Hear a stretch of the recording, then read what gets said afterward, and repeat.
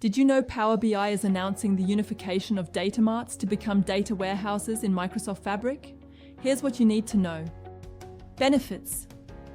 The Fabric Data Warehouse, as the natural evolution of Power BI Datamarts, offers many enterprise-ready benefits, including DDL/DML support, increased scalability, and more.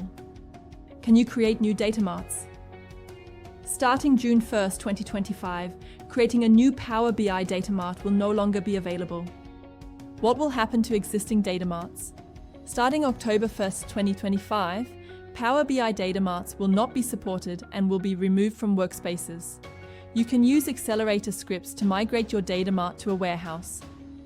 Manually migrate your Datamart. Step 1. Go to Transform Data, then Export Template. Step 2. Create a Fabric warehouse from the Fabric portal. Then, go to Home tab, then Get Data, then New Data Flow Gen 2. Step 3.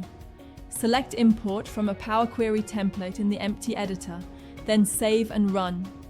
Connect Power BI reports to your Fabric data warehouse via the default semantic model or as a data source.